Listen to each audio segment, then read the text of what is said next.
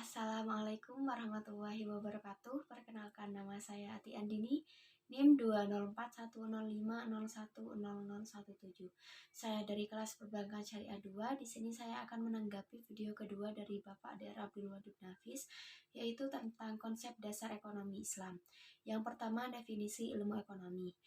Ilmu ekonomi adalah sebuah cabang ilmu yang mempelajari dan membahas tentang perilaku manusia dalam memenuhi kebutuhannya dan memuaskannya.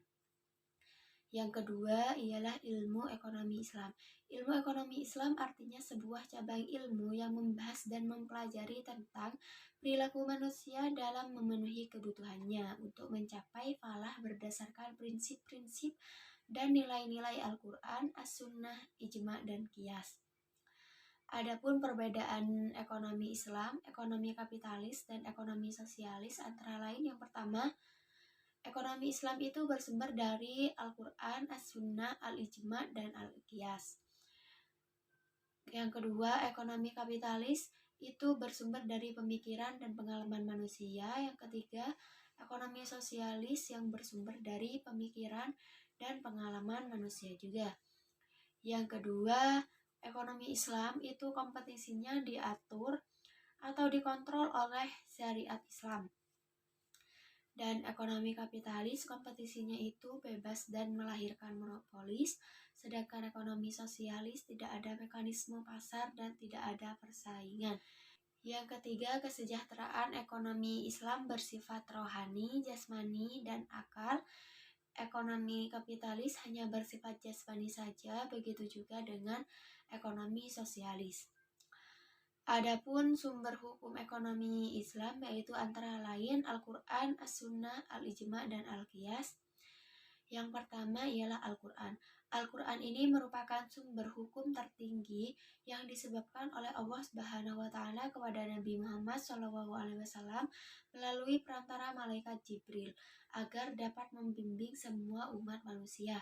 Yang kedua ialah As-Sunnah. As-Sunnah adalah cara atau kebiasaan yang mengacu pada perilaku Nabi Muhammad SAW.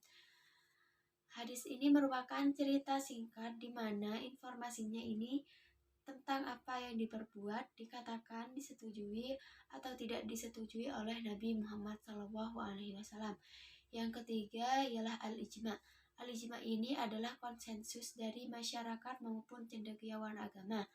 Yang keempat, Al-Qiyas. Al-Qiyas adalah menerapkan sesuatu yang tidak ada nasnya, baik Al-Quran maupun Al-Hadis, dengan cara membandingkan sesuatu yang telah ditetapkan hukumnya dengan nas. Selanjutnya ialah dasar-dasar ekonomi Islam. Yang pertama, Tauhid. Tauhid merupakan konsep ketuhanan terhadap Allah Subhanahu wa Ta'ala, yang mana setiap perilaku ekonomi itu harus didasari oleh prinsip-prinsip Islam. Yang kedua, As-Siddiq atau Al-Manah, yang artinya jujur. Sebagai perilaku ekonomi harus bersifat jujur dan dapat dipercaya pada setiap orang. Yang ketiga, Al-Adalah. Al-Adalah artinya adil. Adil di sini tidak menzalimi orang lain. Maksudnya, sebagai perilaku ekonomi tidak merugikan diri sendiri dan tidak merugikan orang lain. Yang keempat, At-Tawazun. At-Tawazun adalah sikap yang dapat menyeimbangkan diri seseorang dalam memilih sesuatu. Yang kelima, At-Ta'awun. At-Ta'awun adalah sikap tolong-menolong dalam kebaikan antar sesama, terlebih lagi kepada saudara seiman. Adapun karakteristik ekonomi Islam ada 8, yaitu antara lain yang pertama, ekonomi Islam terikat dengan akidah, syariat, dan akhlak. Yang kedua, harta kepunyaan Allah dan manusia sebagai khalifah. Yang ketiga, larangan maisir, gharar, dan riba. Yang keempat, keadilan dan keseimbangan antara melindungi kepentingan individu dan masyarakat. Yang kelima, keseimbangan antara kerohanian dan kebendaan. Yang keenam, bimbingan konsumsi. Yang ketujuh, petunjuk, investasi. Dan yang kedelapan, zakat. Sekian dari saya, kurang lebihnya mohon maaf. Wassalamualaikum warahmatullahi wabarakatuh.